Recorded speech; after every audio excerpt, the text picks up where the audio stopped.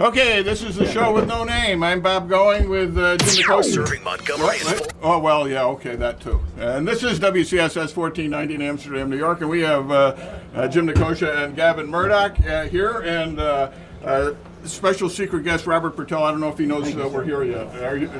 Are you here officially? I'm here. Okay, cool. Now, Mr. Purtell, you've just brought us this fantastic silver medallion. You want to tell us what this is about here? Well, this medallion is from the Bigelow Sanford Football Club of 1936-1937. And this was a trophy that I found in a house that I was flipping or rehabbing on Bigelow in Amsterdam. And I know Gavin has a collection of things on the Bigelow Sanford Football Club, and I wanted to bring it to show it to him. Wow. Do you know any idea who it belonged to originally?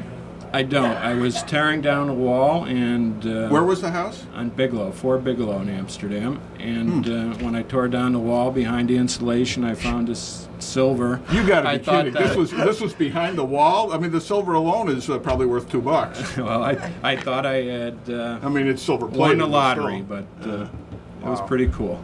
That is absolutely fantastic. The Bigelow Sanford Football Club, Olympic Cup, 1936-37. What do you think, Evan? Outstanding. Well, let's see. Yes, this was a pretty good team. I don't know if you know about this soccer team. It was founded. They don't know when it was founded. They have records going back to the early 1890s. Okay. And by the 1940s, the grandchildren of the guys who were playing in the 1890s were playing on the team. It was just like passed down from father to son, and sometimes fathers and sons played together. Gavin's father was on the team. My uncle was on the team. And his uncle was on the team. And your grandfather was a Goomba of the team. I think also the Hannas, Alf Hanna, Well, maybe Sam Hanna were also... I got a picture here from like 1941 or so. Let's see. Sam McDade was the manager. Edward McKnight. J. Arthur Campbell was Don Campbell's father. Howard Dines, remember Howie Dines? Mr. Lousy, may he rest in peace. He called himself that. I'm not saying he was Mr. Lousy. I'm just saying he called himself Mr. Lousy. Stuart McKnight, William Slagus, Carl Russo, Don Campbell, James McKnight, James Conner. You'll find a lot of McKnights over the years, like 4 generations of them. And we got Warner Wick, Milton Yates, William McKnight, Captain, Lindsey Johnston, Thomas Guest, Pierce Tolson, David Guest, Cecil Holland, Daniel Murdoch, Gavin's uncle, Walter Campbell, who was John Campbell's brother and a nephew of Arthur Campbell and a cousin of Don Campbell. Let's see. Not in the picture, Harold Brown, John Campbell, Harry Tolson Jr., Orville Smith, Bill Herside, who just passed away recently, John Hanna, and Edwin McKnight. So we had Edwin, Edward, and let's see, William McKnight all on the team. Anyway, these guys were Central New York Soccer League champions. They played in a league that included like Syracuse and Utica and, Central New York. It's amazing they did as much traveling as they did to play these games. Yeah. They were Central New York Soccer League champions. 1904-05, 05-06, 07-08, 15-16, 22-23, 25-26, 26-27, 30-31, 31-32, 32-33, 33-34, 37-38, 38-39, 39-40, and then they threw them out of the league. They said, what's the point of playing if you guys are going to win every year? So they threw them out of the league, and then they went to play in a professional league. The National Soccer League that was based in New York City, and every other team in the league was a pro team, and they were an amateur team, and they came in second place in their in the 40-41 season, which was their first year in that league, and won the championship in the 41-42 season. And then they disbanded the league for the duration of the war. And winners of the Olympic Soccer Cup, which was kind of I don't know what it was, actually. It's not the World Olympics, but it was a big deal. Winners of that in 32, 33, 34, 37, 38, 39, and 40. Which year is that? 37 and 30. 36 and 37. Yeah, so that would be the 37 one. I think that was an open cup competition. Amateur and professional teams alike could enter and compete. It's kind of like the FA Cup is in England right now. Doesn't matter what level team you are all eligible to come in. Yeah, so they win that. Yeah. They win that as amateurs. Yeah. Yeah. New York State Soccer Cup, which was in addition to these leagues they were working in. They made the semifinals in 39-40 and the finals in 40-41. And then, when it wasn't soccer season, they also fielded the City Softball League champions in 39 and 41 and the City Ice Hockey League champions in 1940. Same guys. Just incredible stuff. And I want to thank Gavin Murdoch for providing me with that information. That's from the cover page of a newsletter that the soccer club put out to the guys around the world during World War II. That was edited by Gavin's grandfather, also Gavin Murdoch. Didn't historically the carpet mills bring players over from Ireland and Scotland to play in these? No, they didn't recruit for the soccer. No? They just had been playing for 1,000 years. Unofficially. Yeah. Unofficially. No, seriously. But the teams that they played in New York were basically national teams from various countries. An Italian team, a German team who they were playing on Pearl Harbor Day. Pearl Harbor Day, an Irish team, Romanian team. They weren't ethnically diversified, the teams that they were playing against, and a lot of those guys had just come over. Yeah. But soccer was the king bee in the city of Amsterdam for a long time. And it was the guys who came over from the carpet mills in England. What was the name of that town that they all came from in England? I forget. Art Carter's hometown. Anyways, so those guys, and then you had the guys who came over from Scotland and the Scots-Irish, all of whom had a tradition of playing soccer from the Dark Ages. Seriously, the game goes back that far. And so they'd all been playing soccer all their lives, and they come over here, and the first thing they do is start playing soccer. And then they teach their children, and their children teach their children. And the league, or at least the team, went on after the war into the mid to late 1950s anyway. And what happened after that, I don't know. We never did find out how it petered out. No, but that's the time when the mills were cutting back. And, well, that's true, too. Labor yeah. force was getting smaller. And Yeah. That's probably it. Yeah. Wow. Where did they play? Veterans Field. What is now Veterans Field was then. Yeah, because the club room was right across the street on 224 Locust Ave, right on where Oaks' framing is. Just to the left of that was where their club was, and it was a social club, athletic club that they had in there for the players on all the various teams that they had. But I can remember when the soccer field was there and it was still being used. That was when Veterans Field had a big wooden fence all the way around it. Really? Yeah. I don't remember that. Yeah. And they had... you mean where the softball field became? Yeah, along that area. Yeah, like later on you had the chain link fence that went all the way around, but there used to be a wooden fence around there. They had the shack down there where they have the dances and everything. Used to be a water pipe you used to be able to drink out of, which you probably could never do today. You can't drink water right out of a pipe. Well, there used to be one by Purtell's house on Clisby Avenue, and then as soon as they moved in, all of a sudden the water was polluted and they shut it down. That was one of the best springs around, actually. It's a true story. Huh? True story. It is a true story. I know it is. We used to get water there all the time. Then the Purtells moved in, and then there goes the neighborhood. Rockton was never the same. Yeah. Maybe that's why they disbanded. We came in 1950. There you go. There you go. So what have you been working on, Robert? Well, by the way, we're going to call you Robert today because too many Bobs on the show is going to be confusing. Actually, that's pretty funny because the most recent project I'm working on is the land bank project, and we also have 3 Bobs on that, so we call it Bob Cubed, just to make it easier. But the land bank is an exciting project that we're doing over on 35 Julia Street. I'm familiar with the house. We dealt with it quite a bit when I was corporation counsel. Fell behind on taxes any number of times, and then was redeemed and then abandoned. And so I see a lot of work has been done there. What have you been doing up there? Well, with a group of volunteers, the first weekend we took 15 tons of trash out of the house. 15 tons? 15 tons. The basement was full, the attic was full, and... What kind of...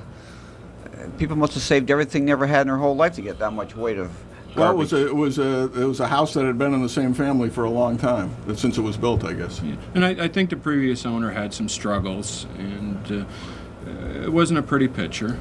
But 15 tons. I mean, I can't fathom that. That's a lot. That's 2 garbage trucks full. Wow. I mean, that's not ripping out the walls and everything. That's nothing but furniture and clothes and belongings and food and appliances and things like that. That actually didn't account for the appliances and things that we took out of there also. Wow. And then last Saturday we cleaned up the whole outside. We cut down all the overgrown trees, the brush that was about 6 or 7 feet tall that you couldn't see the house. We took all that out, and then we cleaned up the backyard also. How big a lot is that? I would say that it's probably 50 by 100. Okay. And what's the plan? Well, the plan as it goes right now, we have a written plan that we put together and presented to the Common Council. We're looking for some financial support from them, is to take and rehab the property with both contractors and volunteers, and then use that money to seed the land bank and go directly from that, go to 217-219 Brookside, which has a history of murder and 2 drug busts, and we want to use that to stabilize that.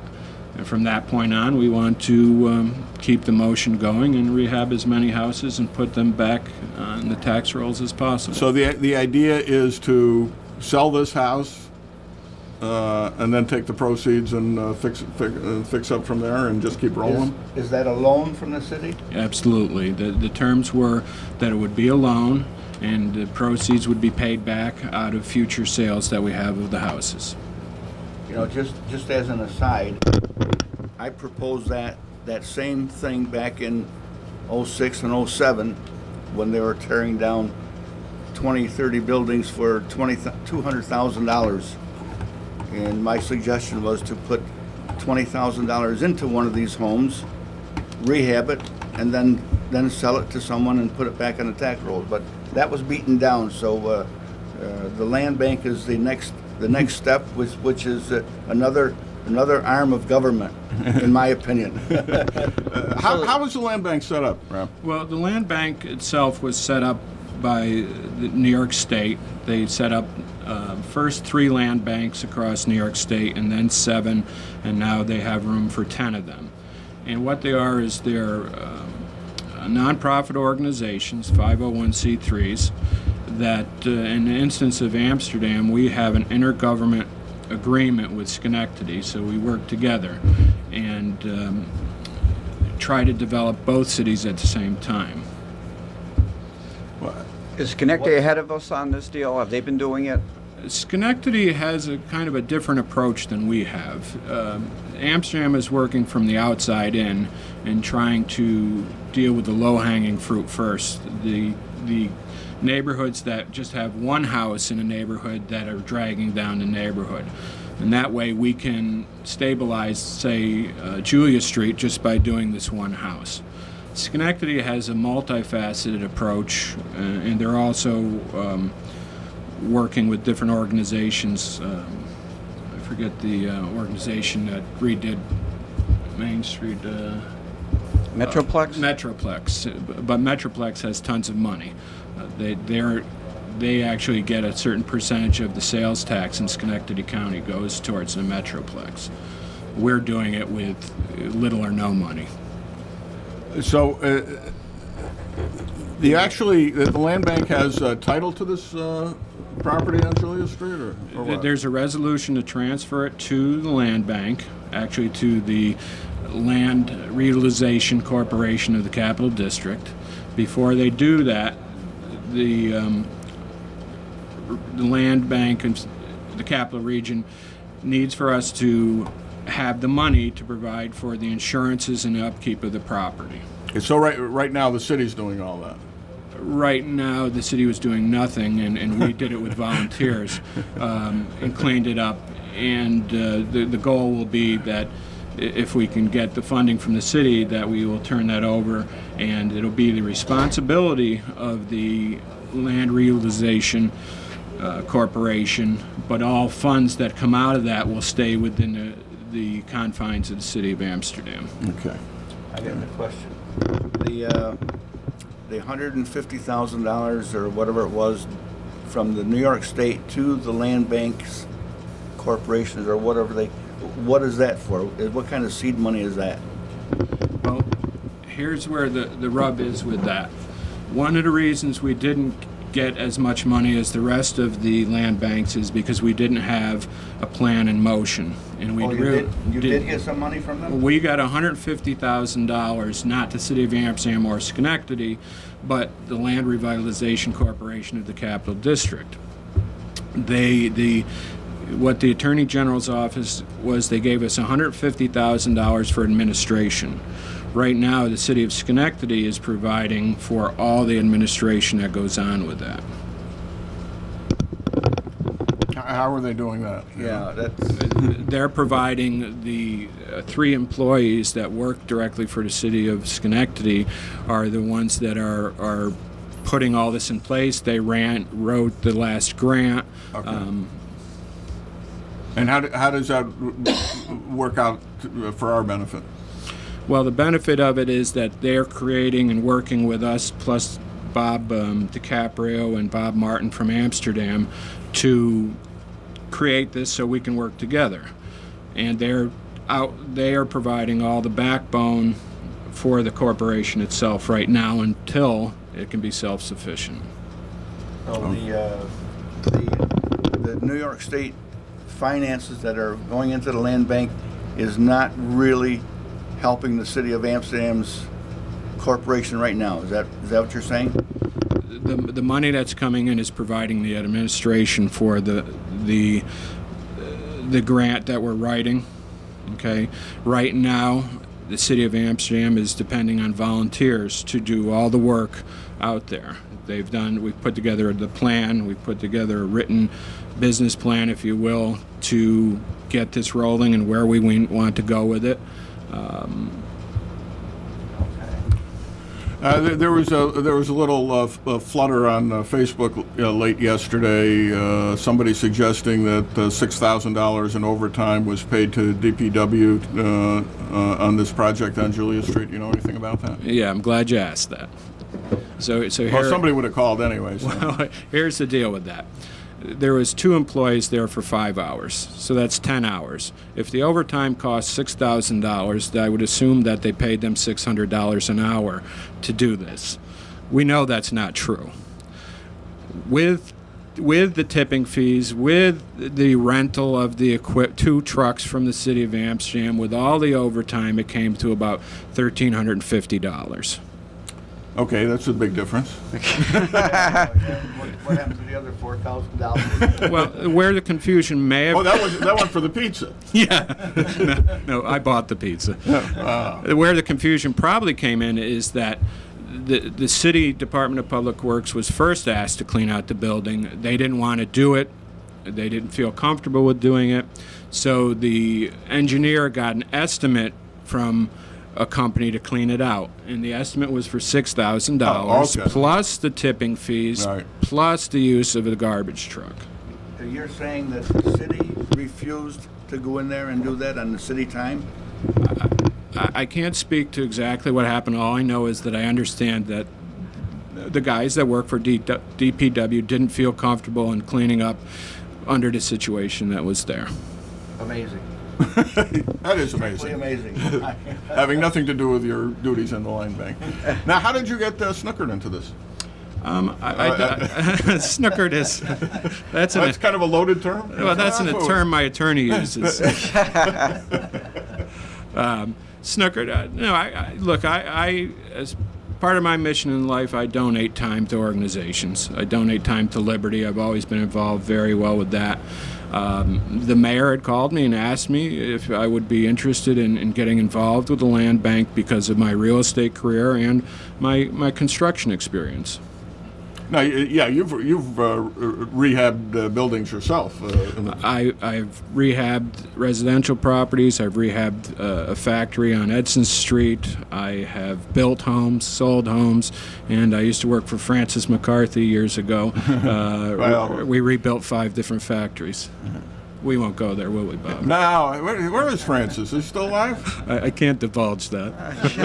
Can't divulge whether he's alive. Well, he's Witness still protection. alive. Well, he was in witness protection, I think, for a while. Wasn't he? Maybe that wasn't even his real name. Purported to be. Yeah. Well, he might have just spread that, but he was a character. Is he still alive? He's still alive. Is he really? He's got to be getting up there.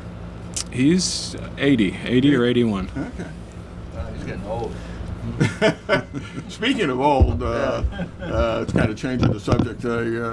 I watched Russell Wilson on David Letterman last night. Don't ordinarily watch Letterman. Don't usually stay up that late. But my wife woke me up and said Russell Wilson's on with Letterman. Okay, so Letterman is a year older than me. He looks like he's about 20 years older than Jim. Honest to God, it looks terrible. He stays up late every He night. stays up later. No, they recorded 5 o'clock for crying out loud. Yeah. Anyway. How did Russell sound? Oh my God, he's got the world by a string. He's got all the personality in the world. He's well spoken. Very well spoken, handsome as all get out, and the audience just ate him up. I'll tell you. And just a charming young man. He really is. Larry Bradwell was mentioned last night that he used to play with Russell's father and his father's brother, because the boys used to come up to the grandparents every summer, and they all lived on the same street, and they hung out together. And Larry and Mel and Cliff Smith and Tommy. and the two Wilson boys. Yeah, pretty cool. Amsterdam connection. Yeah. Again. I was gathering that Russell's father passed away a couple of years ago. I didn't realize. Yeah, something about that one in the papers. Yeah, in his 50s. Yeah. 58. Yeah. I think I heard. Yeah. Wow. Too young. I mean, really think about this. I mean, his great grandfather ran the parking lot on Federal Street. Yep. Kind of across from Memmy Lou's. And he was the grandson of a slave. Comes to Amsterdam, runs his parking lot, puts all his kids through college. They all do well. Harrison Wilson Jr. was a big athlete at Amsterdam High in the 40s. I came across him all the time in my research. And Harrison goes on to become a president. Not only goes to college, he becomes a president of the college. And then raises his kids, and his grandson gets to play in the Super Bowl and was arguably MVP material. I think. I thought he should have been. The problem was he didn't get to play much in the first half because the defense was scoring so many points that he didn't get to play much. In the second half, he proved to me that he was definitely MVP. But what an arm that kid has, and he scrambles and he runs. It is so exciting to watch. I caught 4 or 5 of his games across the season, and it was impressive. Not just because he's hometown favorite. That kid is one of the most talented I've seen in a long time come up. All for $500,000 a year. Yeah. Yeah. And he's got another year to go at that. At the end of his third This year, is his second season for crying out loud. Yeah. Yeah. After 3, he can get the big money. I think that's the minimum to get when they sign him. 500,000. Well, I don't know. Depends on what round you go in, what they can do with you. That's a good question. He was, I think, when Josh Beekman went in, and of course he's playing a different position. You got to think the quarterback's got to start out higher. I think Josh started at 250 or something, and after 2 years they have to pay him more, which is why he played 2 years and he was out. the economics of it is, oh, we'll find some college. You know, we don't care if he's better. We find some college kid cheaper. You know, there's always linemen coming up apparently. You have the same problem radio host talking, don't you? Yeah, absolutely, Yeah. absolutely, absolutely. So I only get 500,000 for today? I talked to the producer in Bob's show. Speaking of money and football, you realize that if Peyton Manning plays another season, right? If he chooses to play, he will have lost money playing in the Super Bowl. As the losing quarterback, he gets I'm pretty sure of the figures, $46,000 for playing in that game as the losing quarterback. Okay. The way New Jersey figures your taxes is they figure it on how much you make for the whole year, not how much you make for that game. So they figure out they spent 10 days, I was going to say practicing in New Jersey, and then played the game. So it's either 10 or 11 days out of 365 based on his $12 million salary. He pays $49,000 in taxes to New Jersey for playing in the Super Bowl, and he gets 46. Now, is this a great country or what? Oh, well, that's why It cost him $3,000 to be humiliated in the Super Bowl. that's why Sin Chu, who played Major League Baseball, didn't sign with the Yankees. He signed for $10 million less than he was going with the Yankees to go to Texas, and he was going to save over $25 million in taxes for taking less money, because if he went to New York, it would have cost him $25 million in taxes over the course of the contract. Wow. Because he plays half his games in New York. Wow. Yeah. Welcome to New York, the friendly state. Come and do business. Open for business. So That- what was the impetus for the player to come from the Red Sox to the Yankees this year then? I probably because Boston, Massachusetts is just as bad. Just as bad. That's right. Who was that? Ellsbury, Who? remember? Yeah, who? Yeah. Jacoby Ellsbury. Yeah. I believe my daughter still has a shirt that says "I love you, Jacoby." Yeah. She's a kid. She's a kid. Yeah. Yeah, she's a year and 2 months younger than Russell Wilson, my baby. I don't know. Is this our call? I don't know. Oh, it is. Oh, I'm sorry. Hey, sorry, caller. This is WCSS. You're on the air. Hello. Yeah. Okay. Call back, caller. All right. All right. That's been flashing for 10 minutes. Which on? Yeah. Oh, by the way, this is WCSS 1490 in Amsterdam, New York. Line 1 if you are taking calls. Bob? If I'm talking calls. All right. Line 1. Okay. Is number 5 switch on? Is the number 5 switch on? Oh, no. Well, that could do it too. Yeah. We are technologically challenged on No, this I show. don't know. You know, these guys who come on before us, we've got all of about 30 seconds to get them out and us in, and then they throw the switches on it. I blame Mike. Not going to blame Rick because he wasn't on the board this time. Wow. Hey, listen, I want to do, stick around because, you always got something to throw in here. But I want to mention a few people who used to work for the city who passed away recently, starting with Helen Senecal, died a couple of weeks ago. Wonderful lady. She held a variety of positions in City Hall. I think she was Mayor Gomulka's secretary at one time and ended up in the controller's office and in her last years at City Hall. They don't come any sweeter than Helen Senecal, I'll tell you. And she and her sister Frances lived together a long time. Frances was, I don't remember Frances's last name. She was always just Frances. She used to work in the library and very often in the children's section when we were kids. And again, just sweet, wonderful, wonderful people. And then Dolores Skaratic, who also worked in a variety of positions in City Hall and ended up in the controller's office as a secretary for Kim Brumley. Again, just a wonderful person, lovely to meet every day. Always a big smile. And after she retired, we'd run into her and her husband and Emmy Lou's fairly often. And he died a year or two ago. And then, geez, Mary was just visiting with her. She was at Wilkinson, I don't think, a week before she died.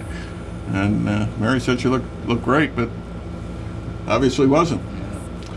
And then my good friend, Rick Stearns, shockingly died Friday night. Rick was a detective with the Amsterdam Police Department for a number of years, and worked for the police force a long time before retiring. And then he worked at St. Mary's Hospital for a while. Married Carol Bardacini. I performed the wedding ceremony. The board is falling apart here. I remember when it was. It had to have been in 1994 because I gave this lovely talk. It wasn't exactly a sermon, but about the importance of marriage and all that stuff. One of those inspirational things, and I talked about the importance of family, something you'd recognize being one of 9 children, right? Importance of family and the whole courting procedure, and how you get to know each other, and then but the courting shouldn't stop when you get married. It should keep on going, and be careful about judging each other, and all that sort of thing, and you people, you people will be going on a new journey, or you'll be going places you never expected to go, and then I summed it up. So the 4 things you need to take out of this are family court, judge, going, and that's all you need to. that was when I was running for election. Hey, we got a call. All right. This is WCSS. You're on the air. Hello, Judge. Hi. I have a question for you. I know you do a lot of the old Amsterdam. Yeah. Do you remember St. Paul's A.M. Zion Church on Cedar Street? Certainly. They had a basketball league that played for recreation basketball, not the church league. It wasn't in the YMCA Church League? No? No. Okay. No. Gavin They used to play, already matter of knows fact, about they this. played over at the castle. Yeah. Okay. I'm talking way back. Yeah, okay. Yeah. I've been trying to. I know there was a picture in the paper when I was a kid, and I think they won the championship for the city league. And I don't remember the exact date, and I was just wondering if you had any idea. The dates start flowing into each other once you hit our age. I hear you. Yeah. Or if you can direct me to somebody that. If it was the Recreation League, the City Hall should have records of that. The City Hall? Yeah, the Recreation Department in City Hall. Oh. They would have records of that. Well, I did go to the. They got big scrapbooks and stuff. Oh, they do. Oh yeah. Oh, okay. Yeah. Because I did go to the recorder, but because I didn't have any. Oh, they've got no rhyme or reason to their backlog. Okay. Yeah. Yeah, I go up to the Okay. county courthouse. They have those. You know who was on the from team? way back. If you know who was on the team, that might help us narrow Well, it down. my father. Okay, was who's one your- of them. who's your Tubby father? Roby. What was its name? Tubby Roby, Okay. All right. and I'm basically looking for the picture because I need a copy. Well, I've he been would have. 2 years trying to find pictures. He would have been how old Oh my God! at the When time? he played? Yeah. When he played, yeah. Oh God! Well, let's see. I was born in '47, and I figure I was maybe 10, 11 years old when they used to play ball. Oh, okay. So it's an older league. Mid-50s. Yeah. Yeah. Yeah. Yeah. Okay. All right. But they would have them at the recreation? They might. They might. They've got a lot of old records there. Yeah. Okay. Yeah. Would they have pictures with the Might. record? They might very well. Oh, okay. You know, Well, usually oh, those things were in the paper. They'd cut them out and put them in a scrapbook. Okay. Well, I'll check there then. Yeah. Find Robbie Spagnola. Okay. He'll lead you to it. Other than that, is there anybody that does, like old sports? I went on Smug Mug and that would be FultonNews.com. That's the Is name it of it. Fulton or Fulton? Fulton, like in Fulton County. FultonNews.com. Okay. They put your father's name in the search engine, and you might come up with it. Okay. Yeah. All right. Well, I Okay. appreciate your help. All right. That's what we do. driving me We solve crazy. all kinds of problems. All right. Yeah. All right. Okay, thank you. So as soon as Mr. Purtell leaves, we'll start denouncing him. So okay. Take care. All right, bye. So what number were you among the 9? I was 7 of 9. 7 of 9. Oh, End of the line. Oh yeah, until the twins came along. Yeah. Came along and ruined my life. Ruined your life. You were the favorite son for quite a few. Is that what my father told you? No, your mother. Your mother told me that. Your father, no. It depended. Your who father always liked Mike best. Yeah, it was depending who they were with at the time. Yeah. Yeah, I think your father kind of liked you all kind of equally. My father was very fair to all of us and He loved us treated all. you all Well, the the same. same anyways, yeah. Treated you all the same, huh?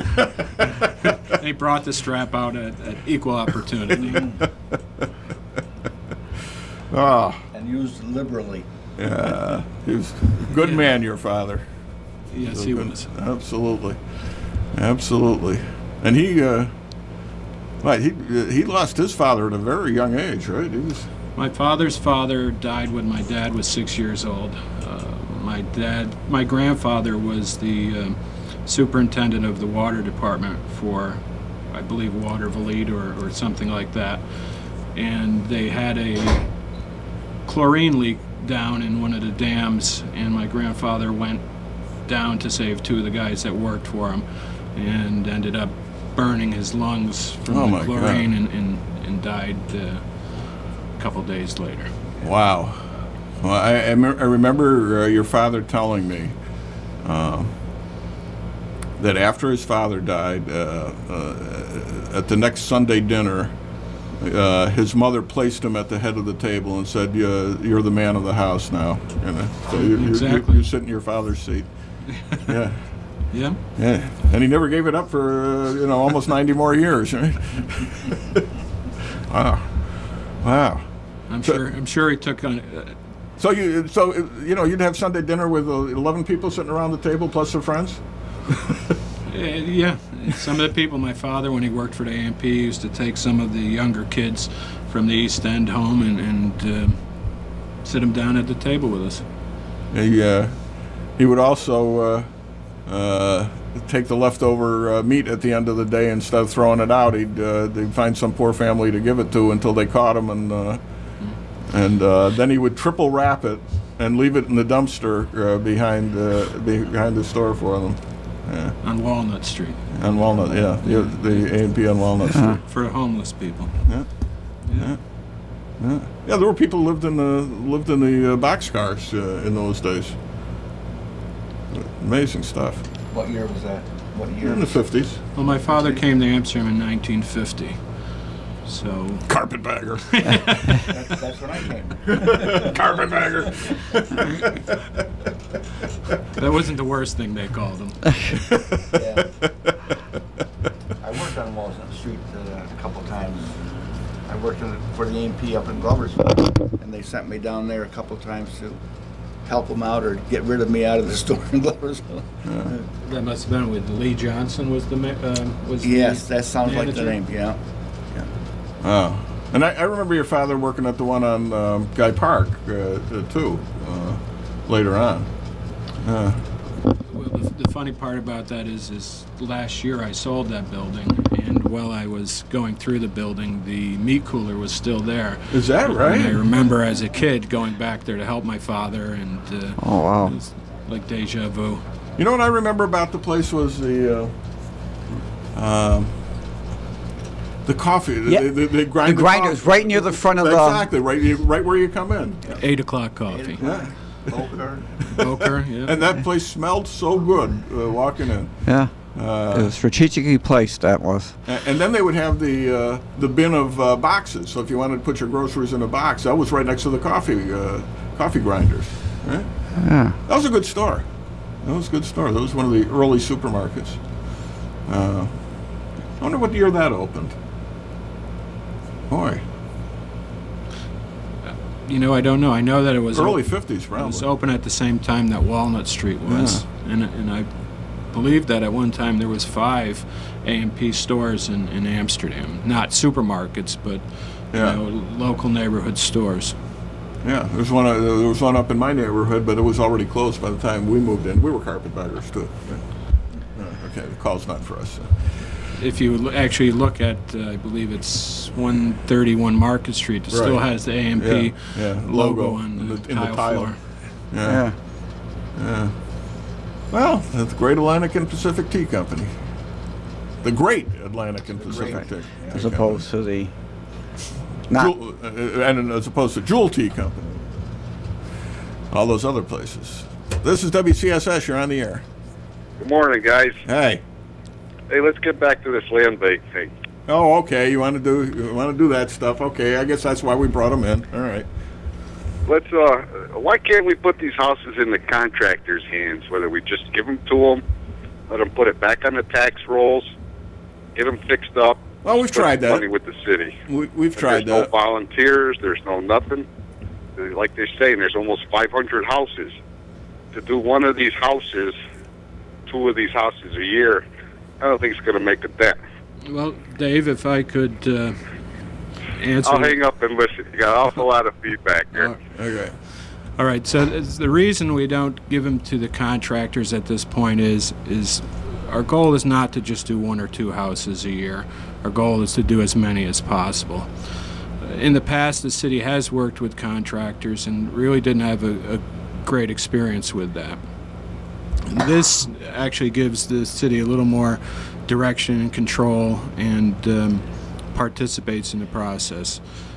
Down the road, we will have contractors that will do the work and will be paid from the land bank.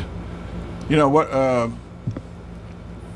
One of the things is that virtually all the properties that are owned by the city now have already gone through an auction process. You know, where we tried to unload them. I mean, let's face it. When you have to remove the amount of tonnage that you guys had to remove from that one house, that's not going to be attractive to somebody who wants to fix up a house, flip it, and move on. You know, there's just too much wrong with it. What was the status, by the way, of like so many of these places have had the copper stripped? Was that? Well, thanks for bringing that to everybody's attention, Bob. The copper's still there. One thing that I'd like to add that, you know, the land bank is not just for rehabbing houses. One of the reasons for the land bank is the land bank can take the financial responsibility for demolishing some houses for the city. And that, if we do get the grant from the Attorney General's office, our plan is to take 25 to 30% of that money and use it for tearing down the properties. Okay. Doesn't putting it into the land bank also take it off the tax rolls for the county and the school? Since the land bank is a nonprofit organization, yes, in essence it will. In this case, for instance, if we can get the money to do this project in a timely fashion and put it on the market and have it sold, say, by July or August, that window is really shortened. And actually you're not even affecting the tax rolls at that time, because the tax rolls have to be adjusted by December 1st. December 1st. Yeah. So the goal is to not take money out of the city's or this school district's pockets, but it's to enrich it by keeping those properties back on the tax rolls. One of the problems is that the city does have to pay the school taxes. If the city has title to the property and holds on to it for a year, then they're responsible to pay the school district for those taxes. By transferring it to the land bank, now the city is no longer responsible for doing that. Right. That's what I was getting at. Right. Right. Which is, That has nothing to, doesn't affect the county taxes, though. yeah, it does. Yeah. The same thing with the county Yeah. taxes? Yeah. Yeah. The only thing is, that does the city have to make the county? Oh yeah, no, their the city. taxes? Yeah, no, the city doesn't guarantee the county Just- taxes just like the- it does the just school the school. district. Correct. Okay. Correct. Anyway, so then we just force Gavin to raise the school taxes somewhere. Well, that's okay. Until the next year when we reassess the property that we just redid. All right. There you Right. All right. All right. How's the school board feel about this? I haven't had an opportunity to speak to anybody about it yet. He will tomorrow, though. But we'll have him here, the rest of the year, so we can stay on top of him. Make Yeah. sure he does the right thing. You're not in your final year of office here, No, are you? no, next year will be my final year in office. Okay. All right. No matter what. And if he doesn't straighten out, it's It's going to be... going to be sooner. Coming with pitchforks on Phillip Street. Oops, I gave away where he lives. Oops. It's right, a little bit near George, isn't it? What's that? It's right near George. Do you guys I still never- have copper in your houses? Yeah, we do. Yeah, we do. I can't say anything about the house next door, though. I have PECs in my house. They can't steal that. Boy, my dog was barking like crazy today. Chip the Wonder Dog. By the way, his birthday's a week. So, Chip, if you're listening, happy birthday. Be on Thursday. He'll be 9. He'll be 9. In dog years or No, in people really, years? in people years. He'll People be years. 9 years old. Yeah, he shares a birthday with President Ronald Reagan. So Friday's podcast, we may have pictures of both President Reagan and the dog. Oh, yeah. Okay. Hey, you weren't around for the podcast? No, on I was Friday. responsible for work on Friday. That was one of our really great shows. It seems like every time I'm not there, you have a really great show. That's just according to a us. coincidence. Just a clinky dink. According to us, yeah. Yeah. According to us. They're all great shows. They're all great shows. Anyway, so you're still working, huh? On the, Working with real estate? yeah. Yeah, 7 days a week. Yeah. 7 days. Anywhere from here to 90 miles in either direction. Wow. Oh, Wow. well, busy's good. Do you just buy and sell, or do you rent?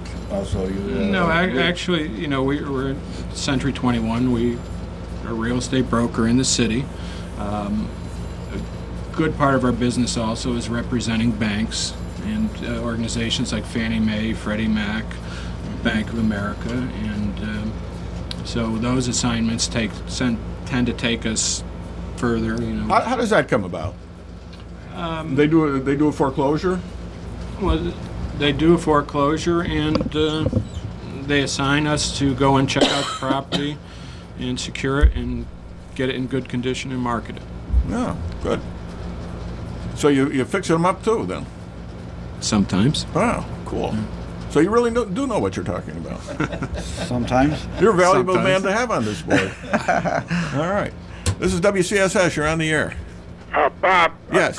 The mayor is scheduled to give her State of the City address tonight, and we got over 500 properties, though she didn't admit to it, that are up for foreclosure. Yeah. What could she possibly say that's going on in the city that's, all that good?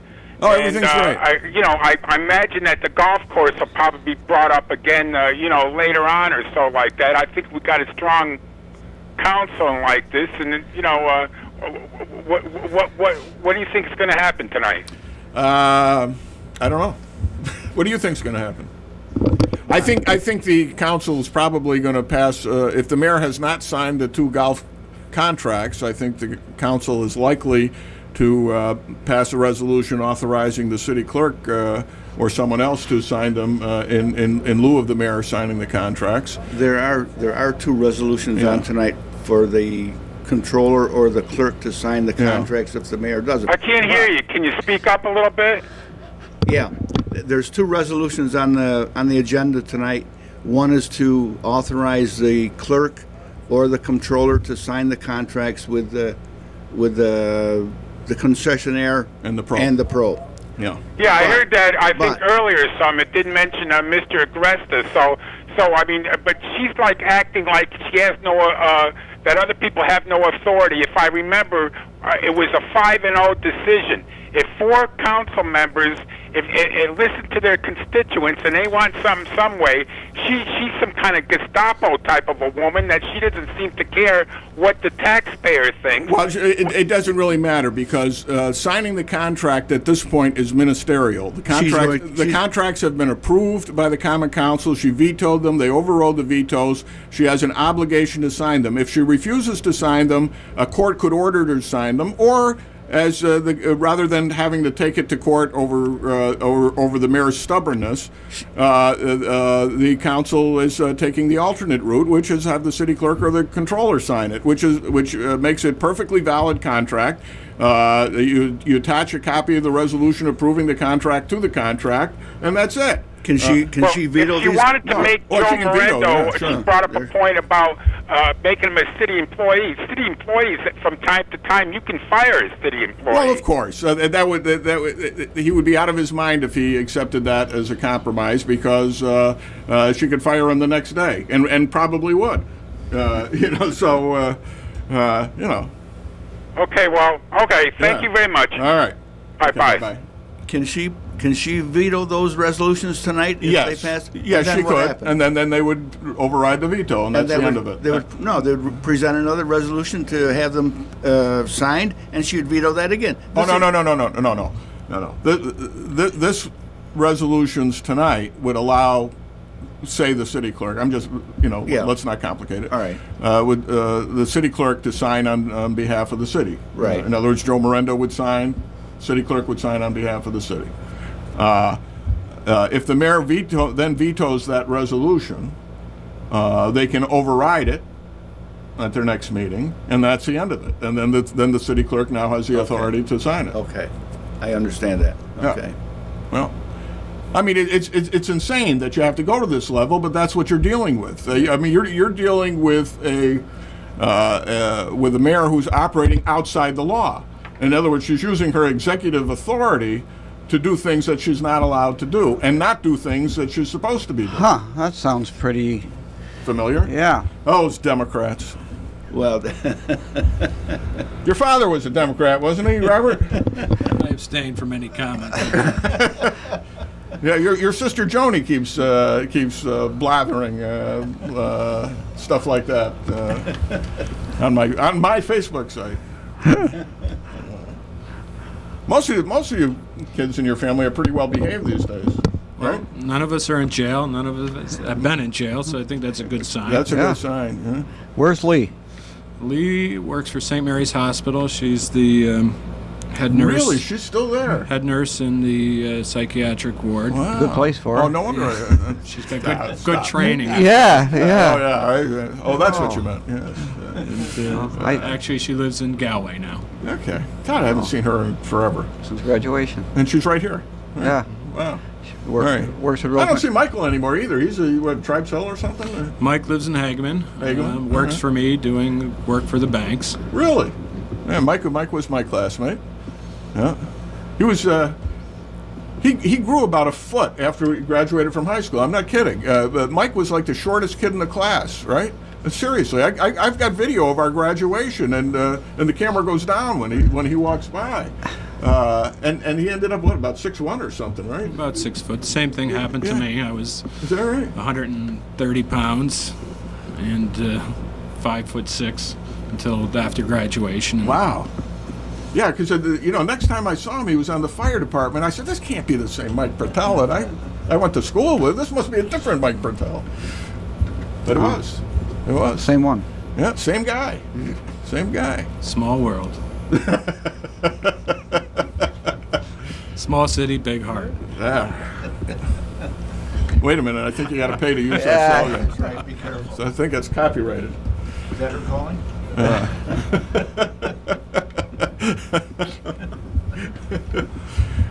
We don't. What's the web page say? We don't call it Small City Big Heart for nothing. We paid $20,000. $1 for it, yeah.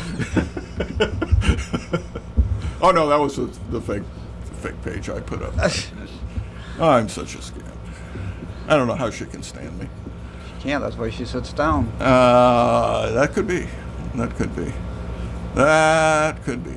Anyway, I don't know. You had a brief meteoric political career last year. How was that experience for you? It was probably the most fun I've had in my life, to be quite honest. Really? With you. Yeah, it Cool. was energizing, and going out and meeting people, talking to people, and reminiscing. And the best part about it was, probably 10% of the time I'd walk up to some house and someone would say, "Aren't you Heather's father?" Well, Heather's a very popular girl. Yeah. What can I tell you? She's fantastic. Yeah, she's got personality. Huh? I don't know where she got that from. From your mother. I would say you're right. And is your mother still working, or is she really retired? at No, this she's been retired for about 10 years now. point? No, doesn't even come into My mom check has the not, messages or anything? has not been in my office in 10 years. Is that right? It Not says- that she hasn't been invited. Is that right? Wow, this is like. Remember Margaret Kane taught English at. No, none of you went to high school. She taught English at the high school for years and years and years, and she finally retired. And she lived down the street from me, and I would take care of her lawn, as she got older. And I said, "Well, have you been back substitute teaching or anything?" She says, "I have not stepped foot in that place since I walked out the door. When I retired, I meant to retire, and that's it." Yeah. Ma Kane. We'll talk about Ma Kane some other time, I guess. What time we got? Well, we got about a minute. Any summations here? No, just thank everybody for their support of the land bank. If anybody has any questions that they're not clear on, rather than rely on Facebook or the internet, they're Or talk radio. Talk radio. Yeah. They can call me on my cell phone, and that's 466-9703. 466-9703, and he does have copper in his building, folks. But it is a felony for anyone to try to take it away. We had that problem when we foreclosed on the properties. We talked about this at length on the podcast on Friday. Some of the people that were getting evicted because we foreclosed on the property took the copper with them. You'd be surprised what people take with them. I had a house up in Corinth that they took the light fixtures, the fireplace, and the screen doors. Wow. Anyway, that about does it for this week. We'll be podcasting on Friday. We'll be up on the Facebook page, the Show with No Name Facebook page, shortly thereafter. And next week we may be at a different time. Next week, we don't even know what day we're going to be on, but we're going to be on a different time, probably 11 to 12, and we haven't worked it out yet. They just sprung this on us. So anyway, this is the Show with No Name on WCSS 1490 on your AM dial in Amsterdam, New York. Have a great day, folks.